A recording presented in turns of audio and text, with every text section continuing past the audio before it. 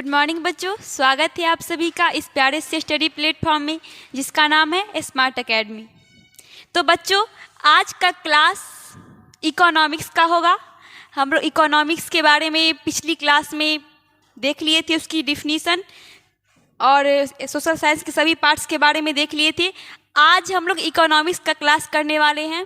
तो चैप्टर का क्या नाम है? अर्थव्यवस्था एवं इसके विकास का इतिहास। पहली क्लास में हम लोग क्या देखेंगे? अर्थव्यवस्था क्या है, उसके कितने पार्ट्स हैं, अर्थव्यवस्था को किन किन आधारों पर बांटा गया है, उसके क्षेत्र कितने हैं, इसके बारे में हम लोग आज की क्लास में जानेंगे विस्तार से।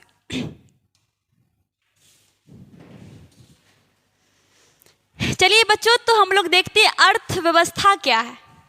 तो अर्थव्यवस्था क्या है, जैसा कि इस पे लिखा हुआ है, अर्थव्यवस्था का अर्थ उस व्यवस्था या संगठन से है जिसके अंतर्गत समाज के सभी सदस्य अपने आर्थिक क्रियाकलाप द्वारा जीविकोपार्जन अर्थात आवश्यकताओं की संतुष्टि करते हैं। क्या मतलब है इसका? अर्थव्यवस्था का अर्थ क्या है? उस व्यवस्था या संगठन से है जिसके अंतर्गत समाज के सभी सदस्य अपने आर्थिक क्रियाकलापों द्वारा जीविकोपार्जन अर्थात आवश्यकताओं की संतुष्टि करते हैं।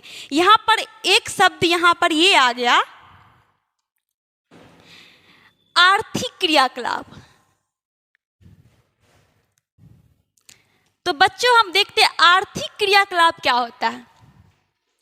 तो आर्थिक क्रियाकलाप का मतलब वो है कि अर्थ की उपार्जन के लिए हम जिन जिन क्षेत्रों में काम करते हैं, जो भी काम करते हैं, उन्हें आर्थिक क्रियाकलाप के अंतर्गत रखेंगे।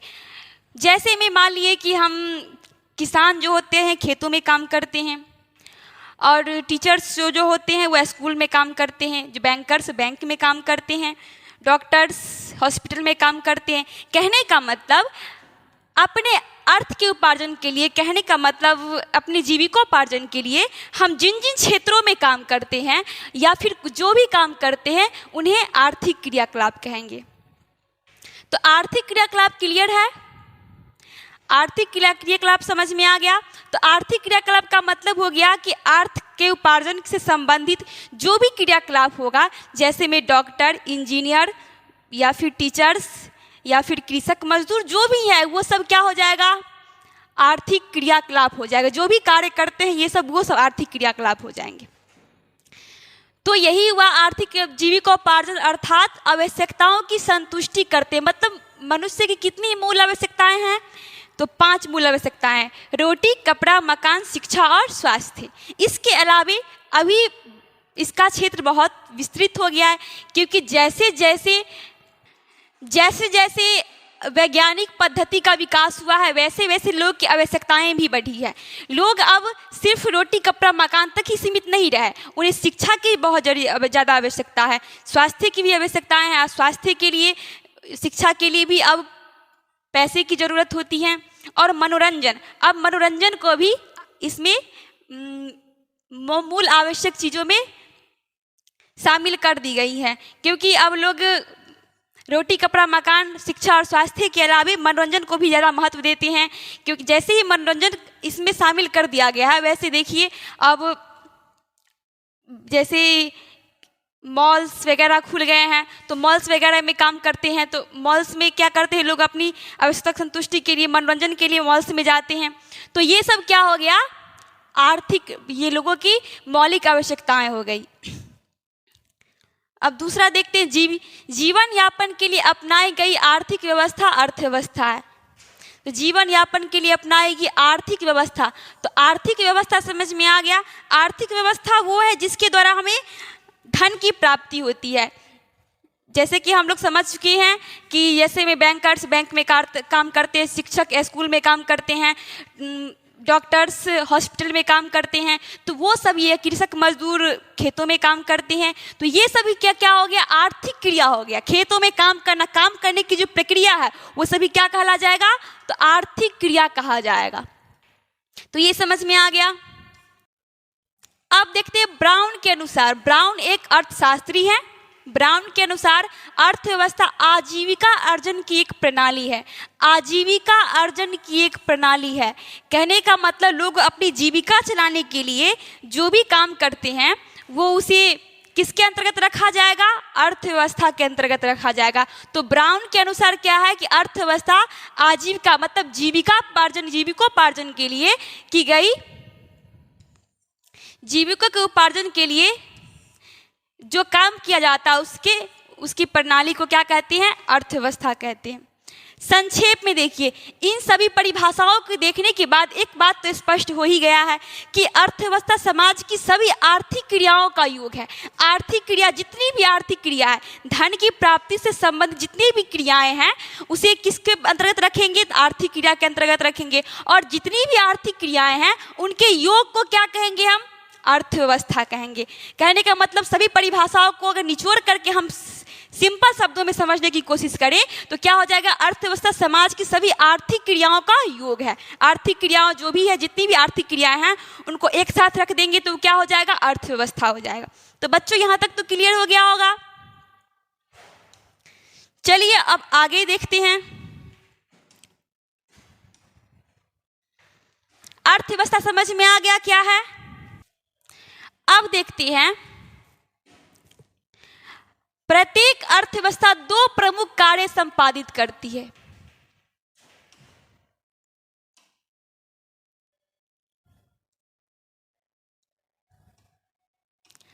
प्रत्येक अर्थव्यवस्था दो प्रमुख कार्यों का संपादन करती है। पहला क्या है? लोगों की आवश्यकताओं की संतुष्टि के लिए विभिन्न प्रकार की वस्तु एवं सेवाओं का उत्पादन करती है। दूसरा क्या है? लोगों को रोजगार के अवसर प्रदान करती है। पहला देखिए क्या है, लोगों की आवश्यकताओं की संतुष्टि के लिए विभिन्न प्रकार की वस्तु एवं सेवाओं का उत्पादन करती है। आवश्यकताओं की संतुष्टि किससे होगा? तो अगर मेरे पास पैसा ही नहीं है तो पैसा तो एक खैर माध्यम है कि किसी भी सामान को खरीदने के लिए, किसी भी सामान आवश्यकताओं की पूर्ति के लिए हम पैसा का माध्यम बना करके उसकी पूर्ति करते हैं। लेकिन संसाधन के अभाव में हमारे पास कितना ही पैसा हो लेकिन देश में संसाधन ही नहीं है तो आवश्यकता की संतुष्टि हम कर पाएंगे? तो बिल्कुल नहीं कर पाएंगे, क्योंकि पैसा तो हम खा नहीं सकते, पैसा को तो हम पहन नहीं सकते हैं, पैसा से तो हम घर नहीं बना सकते। पैसा के द्वारा ये हम सब कर सकते हैं लेकिन सिर्फ पैसा से ये सब की संतुष्टि नहीं हो पाएंगी। तो ये पैसा एक माध्यम है, बाकी संसाधन ही सारा काम, संसाधन के बिना हम कोई काम नहीं कर सकते हैं। तो यहाँ पर क्या कर रहा है? लोगों की आवश्यकताओं की संतुष्टि के लिए विभिन्न प्रकार की वस्तु एवं सेवाओं का उत्पादन क्या करती है? कौन? अर्थव्यवस्था। तो अर्थव्यवस्था के अंतर्गत सभी काम इसी के अंतर्गत आ जाएगी जिससे पैसा की प्राप्ति होती है। तो अवश्य बात है कि लोग की आवश्यकता संतुष्टि के लिए विभिन्न प्रकार की वस्तु या सेवाओं का उत्पादन यही करेंगी, अर्थव्यवस्था ही करेंगी। दूसरा क्या है? लोगों को रोजगार का अवसर प्रदान करती है। अर्थव्यवस्था के क्षेत्र हम जानते हैं, अर्थव्यवस्था के विभिन्न क्षेत्र होते हैं, कृषि क्षेत्र, औद्योगिक क्षेत्र हो गया, सेवा क्षेत्र हो गया। तो इन क्षेत्रों के अंतर्गत ही लोग काम करते हैं जिनसे उनको धन की प्राप्ति होती है। तो धन की प्राप्ति होती है तो ये किसके अंतर्गत होता है? तो अर्थव्यवस्था के अंतर्गत ही हमें रोजगार की प्राप्ति होती है। तो ये भी स्पष्ट हो गया कि लोग को रोजगार का अवसर किसके अंतर्गत प्राप्त होता है? तो अर्थव्यवस्था के अंतर्गत ही। चलिए, तो ये समझ में आ गया बच्चों। चलिए तो अगला देखते हैं, उपनिवेश क्या है। उपनिवेश, आपके बुक में एक उपनिवेश शब्द, उपनिवेश के बारे में बताया गया है कि उपनिवेश बीच में दे दिया गया, इसका क्या मतलब हुआ? उपनिवेश बीच में क्यों दे दिया गया है? तो वो इसलिए दिया गया है क्योंकि हम सभी जानते हैं कि अंग्रेजों ने हमारे देश पर लगभग 200 वर्षों तक शासन किया। 200 वर्षों तक अंग्रेज और भी देशों पर शासन किया था, लेकिन भारत जो ऐसा देश है, एकमात्र ऐसा देश है जिस पे इतने वर्षों तक टिक पाया। तो इसकी क्या वजह हो सकती है कि इतने वर्षों तक टिक पाया? इसका वजह हमारी कमजोरी ही हो सकती है, क्योंकि अगर हम ताकतवर होते, हमारे पास उतनी बुद्धि होती तो हम इतने वर्षों, चलो शासन कर लिया, लेकिन इतने वर्षों तक हम उसे टिकने ही नहीं देते। लेकिन टिकने दिए, इसका वजह यही हो सकता है कि हमारे पास उस समय उतना माइंड डेवलप नहीं था। माइंड डेवलप नहीं था, इसी वजह से हम इसको, क्योंकि इनकी संख्या ज़्यादा नहीं थी, बहुत कम संख्या थी और हमारी संख्या बहुत ज़्यादा थी, इसके बावजूद भी हम उससे नहीं जीत पाए, उसको भगा नहीं पाए। उसका मेन वजह यही हो सकता है कि हमारे पास उतनी बुद्धि नहीं थी, यही हो सकता है। चलिए, उपनिवेश क्या है ये देखते हैं। जब कोई शक्तिशाली राष्ट्र किसी देश पर अधिकार कर लेता है, कोई बड़ा राष्ट्र हम नहीं कहेंगे क्योंकि ब्रिटेन कोई बड़ा राष्ट्र नहीं है, जब कोई शक्तिशाली राष्ट्र किसी देश पर अधिकार कर लेता है, और उसके समस्त आर्थिक एवं व्यावसायिक कार्यों पर खुद का नियंत्रण स्थापित कर लेता है। तो ऐसे शासित देश को शासक देश का उपनिवेश कहा जाता है। सिंपल शब्दों में हम समझते हैं, जब कोई भी शक्तिशाली देश, बड़ा राष्ट्र नहीं, शक्तिशाली देश, शक्तिशाली कहने का मतलब आप कितना भी विशाल क्यों ना हो, आपका जनसंख्या बहुत ज़्यादा है लेकिन आपके पास दिमाग नहीं है, बुद्धि नहीं है, तो हम उस पर विजय प्राप्त नहीं कर सकते। सिर्फ जनसंख्या बढ़ाना किसी पे विजय प्राप्त करने का ये संकेत नहीं है। अगर हमारे पास बुद्धि है, जनसंख्या कम भी है, हमारे पास इतना दिमाग है, तो दिमाग से हम किसी पे भी विजय पा सकते हैं। तो यही बात, शक्ति प्रयोग सिर्फ शारीरिक शक्ति से नहीं होता है। अगर हमारे पास मानसिक शक्ति है तो हम किसी पे विजय पा सकते हैं। वही बात था इंग्लैंड के पास, उसके पास मानसिक शक्ति थी, हमारे पास इसकी कमी थी। तो ये क्या किया कि हमारे देश पे नियंत्रण स्थापित कर लिया और क्या यहाँ का जितना भी व्यवसायिक कार्य है, आर्थिक कार्य है, उस पर अपना नियंत्रण स्थापित कर लिया और उसे अपने हित में उपयोग कर रहा था। तो इसे ही क्या कहते हैं, उपनिवेश कहते हैं। भारत लगभग 200 वर्षों तक इंग्लैंड का उपनिवेश रहा था। चलिए क्लियर है। अब नीचे ये देखिए, ये क्या कह रहा है, अंग्रेजों ने फूट डालो और शासन करो की नीति अपनाकर भारत को दास बना करके रखा हुआ था। तो ये कौन सा नीति अपनाया था, फूट डालो और शासन करो। फूट डालो का क्या मतलब होता है, फूट डालो का मतलब कि लोगों में झगड़ा पैदा कर दो, लोगों में विभाजन पैदा कर दो देशवासियों में, और क्या करो, उस पर शासन करो। जैसा कि मान लो कि हमारे देश में जाति प्रथा बहुत ज़्यादा है, आज भी है, पहले भी थी, अब आज तो थोड़ा कम हुई है, लेकिन अभी भी वो जारी ही है, लेकिन पहले कुछ ज़्यादा ही थी। तो क्या कर रहा है, अंग्रेजों ने फूट डालो और शासन करो की नीति अपनाकर भारत को दास बना करके रखा था। क्या इसका मेन वजह यही है कि हमें एकता का अभाव था।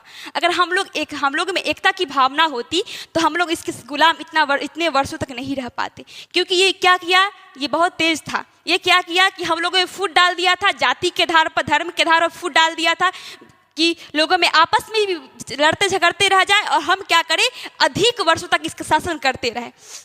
तो ये मुद्दा मेन इसको हथियार बनाया, किसको, जाति को मेन हथियार बनाया था। क्योंकि लोगों में और क्या किया था, उस जाति को भड़काता था, नीचे जाति के प्रति, नीचे जाति को उस जाति के प्रति भड़काता था कि तुमसे भेदभाव किया जा रहा है। तो ऐसे कर करके ये 200 वर्ष तक टिक करके हमारे देश पर 200 वर्षों तक शासन किया था। तो ये था अंग्रेजों को फूट डालो और शासन करो। कहने का मतलब लोगों में विभाजन पैदा कर दो, विभेद पैदा कर दो और शासन करते रहो और उसका लाभ उठाते रहो। तो बच्चों ये समझ में आ गया, अंग्रेजों ने फूट डालो और शासन करो की नीति अपनाकर कैसे हमारा शोषण किया था। चलो ये क्लियर है, आगे देखते हैं। अब देखते हैं अर्थव्यवस्था का प्रकार।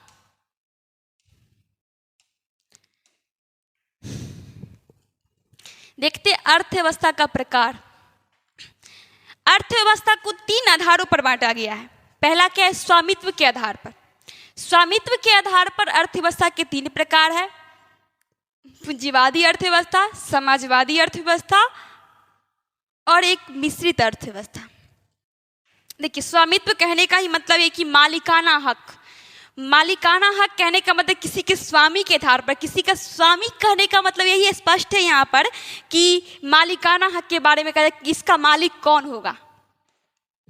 तो यहाँ पर क्या कहा, पूंजीवादी अर्थव्यवस्था। तो पूंजीवादी अर्थव्यवस्था क्या है, इसमें संपत्ति उत्पादन के साधनों पर किसी व्यक्ति या निजी संस्था का अधिकार होता है।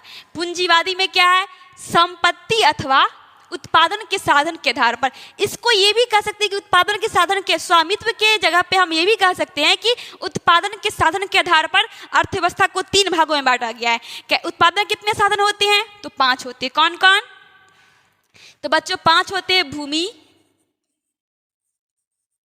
श्रम, पूंजी, व्यवस्था या संगठन,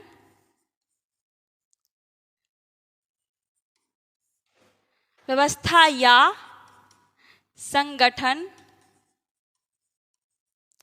और उद्यम या साहस।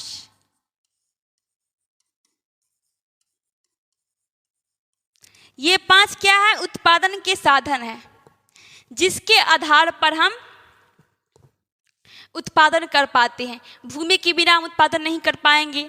भूमि रहेगी हमारे पास लेकिन श्रमिक नहीं है, श्रम करने वाले लोग नहीं है, तो हम उत्पादन नहीं कर पाएंगे। श्रम करने वाले लोग भी है लेकिन हमारे पास पूंजी नहीं है, तो हम उसके बिना भी हम नहीं कर पाएंगे।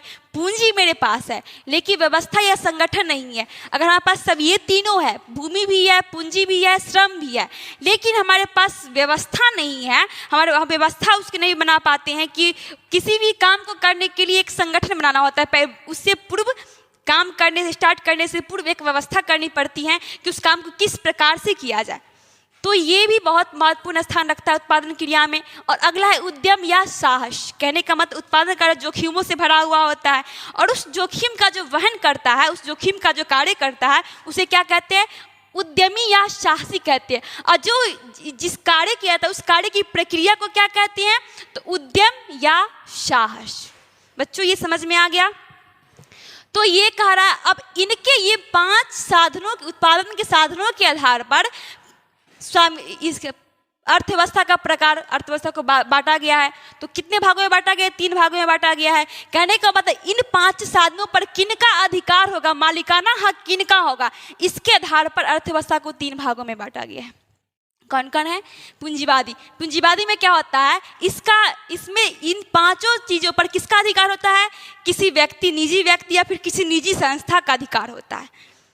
अक्सर जितने भी डेवलप्ड कंट्री है अर्थात विकसित देश है, उन देशों में यही पद्धति अपनाया गया है।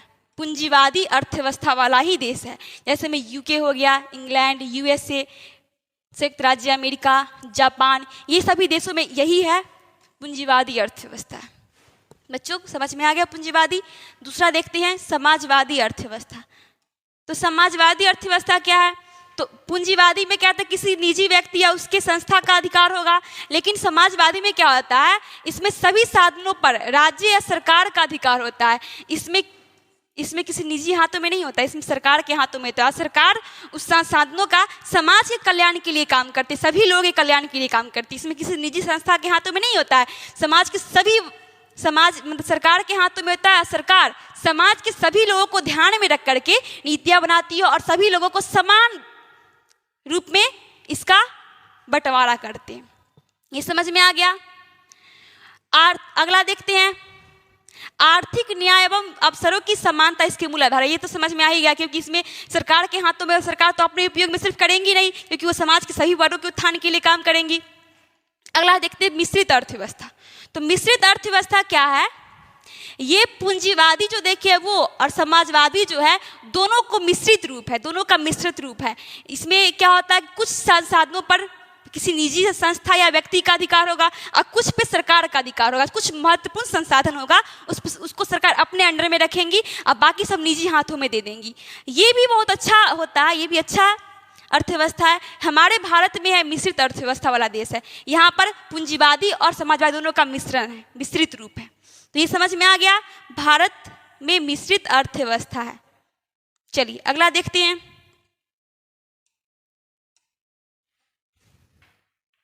आर्थिक विकास की दृष्टि से पहला हम क्या देखे थे?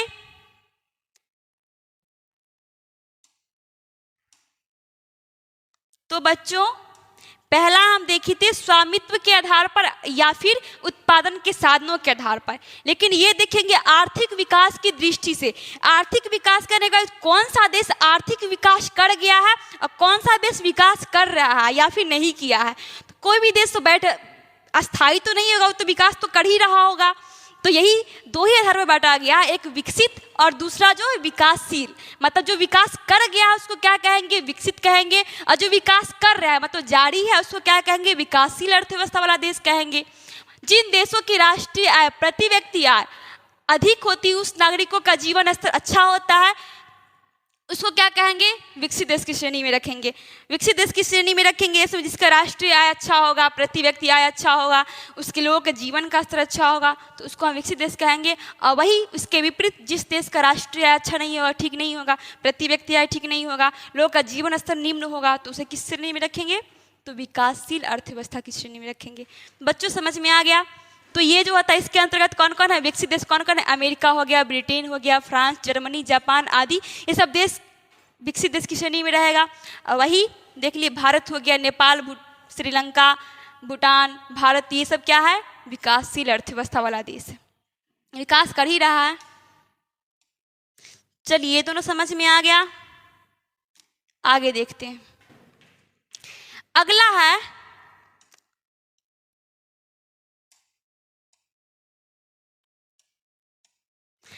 है अर्थव्यवस्था के क्षेत्र। तो इसको भी कह सकते हैं व्यवसाय या आर्थिक क्रियाओं के आधार पर अर्थव्यवस्था के प्रकार। जैसे में उसे स्वामित्व के आधार पर बांटे थी, और दूसरा क्या था,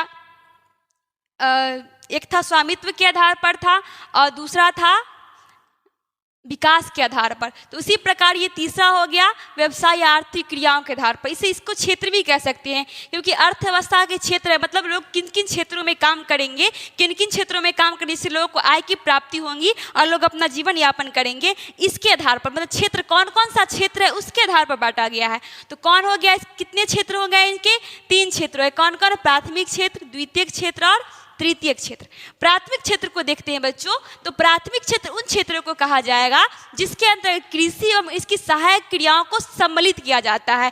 कहने का मतलब प्राथमिक उत्पाद इसे कहते हैं। कहने का मतलब किसी भी चीज़ों को अगर हम उपजाते हैं, किसी कच्चे माल, इस यहाँ से कच्चे माल की प्राप्ति होती है। अगर औद्योगिक क्षेत्र वाला जो लोग होंगे उन क्षेत्रों को प्राथमिक क्षेत्र से ही कच्चे माल की प्राप्ति होती है। जैसे में हम मान लीजिए कि कपास का उत्पादन कर लेंगे, कपास का उत्पादन करके क्या करेंगे, उससे कपड़ा बनाएंगे। कपड़ा बनाएंगे तो वो किस में आ जाएगा? द्वितीय क्षेत्र में आ जाएंगे। लेकिन वही कपड़ा को अगर हम मार्केट में बेच दिए तो वो किस क्षेत्र में आ जाएगा?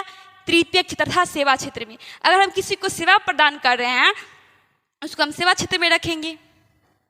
तो प्राथमिक क्षेत्र में क्या क्या जाएगा? पशु पालन, वानिकी, खनन आदि, अर्थात कृषि से रिलेटेड जितनी भी क्रियाएं होंगी तो उसको हम किस क्षेत्र में रखेंगे? तो प्राथमिक क्षेत्र में रखेंगे। दूसरा देखते हैं द्वितीय क्षेत्र। इसे औद्योगिक क्षेत्र भी कहा जाता है। इसके अंतर्गत खनिज व्यवसाय, निर्माण कार्य, जनोपयोगी सेवा जैसे गैस और बिजली आदि, ये सभी द्वितीय क्षेत्र का उदाहरण। तीसरा देखते हैं तृतीय क्षेत्र। इससे सेवा क्षेत्र भी कहा जाता है। इसके अंतर्गत बैंक एवं बीमा, परिवहन, संचार, व्यापार आदि क्रियाएं सम्मिलित होती हैं। तो ये समझ में आ गया बच्चों। अगर हम किसी चीज़ का उत्पादन कर रहे हैं या फिर कृषि से संबंधित, जैसे मान लीजिए यहाँ पर देख रहे हैं पशुपालन, तो पशु अपना भोजन कहाँ से लाएगा, कहाँ से अपनी भोजन की प्राप्ति होगी उसे, जो ये जिंदा रहेगा तो कृषि से ही आएगा। तो भोजन की प्राप्ति से कृषि से होगा। इसीलिए कहा गया है कि प्राथमिक से कृषि से रिलेटेड जितनी भी क्रियाएं होंगी मतलब वो सभी किस में आ जाएगा? तो प्राथमिक क्षेत्र में आ जाएगा। क्योंकि कृषि के बिना ये सब तो होगा ही नहीं। कृषि होगा तो कृषि के द्वारा ही इन सब का काम होगा। तो द्वितीय क्षेत्र में समझ में आ गया। औद्योगिक क्षेत्र हो गया जो प्राथमिक क्षेत्र जिसे कच्चे माल प्राप्त करता है और कच्चे माल के द्वारा उसे वो विनिर्माण किया जाता है। उस चीज़ को ऐसे में कपास का उत्पादन किया गया और कपास से कपड़ा बनाया गया। वो कपड़ा किस में आ जाएगा? मतलब कपास से कपड़ा बनाया गया वो किस में आ जाएगा? द्वितीय क्षेत्र में आ जाएगा। उस कपड़ा को हम मार्केट में बेच देंगे, वो किस क्षेत्र में आ जाएगा? तो तृतीय क्षेत्र अर्थात सेवा क्षेत्र में। डॉक्टर्स क्या करते हैं? सेवा प्रदान करते हैं, क्योंकि वो जो सेवा देते हैं उसके बदले उन्हें पैसा देते हैं, उसके बदले हमें वो कोई वस्तु नहीं देते हैं, वो सेवा प्रदान करते हैं। या फिर टीचर्स जो है, टीचर्स हमें शिक्षा देते हैं, उसके बदले वो हमको वस्तु नहीं देते हैं, हाथ में खरीद करके नहीं, पॉलिथीन में पैक करके हमको वो सेवा नहीं देते हैं, वो हमको सेवा प्रदान करते हैं। पढ़ाते हैं तो सेवा प्रदान करते हैं। तो वो किस क्षेत्र में आ जाएगा? तो तृतीय क्षेत्र में आ जाएगा। बच्चों क्लियर है? तो प्राथमिक क्षेत्र, द्वितीय क्षेत्र और तृतीय क्षेत्र क्या है, समझ में आ गया? बच्चों आज के लिए इतना ही। आज के क्लास में हम लोगों ने क्या क्या जाना? तो अर्थव्यवस्था क्या है, अर्थव्यवस्था के कितने प्रकार हैं, उन्हें किन किन आधारों पर बांटा गया है और ये क्षेत्र कितने हैं, इसके बारे में हम लोगों ने पढ़ा। कल अर्थव्यवस्था के विकास के बारे में हम लोग पढ़ेंगे। तो इसी के साथ मैं आज की क्लास को यहीं पे एंड करती हूँ। धन्यवाद।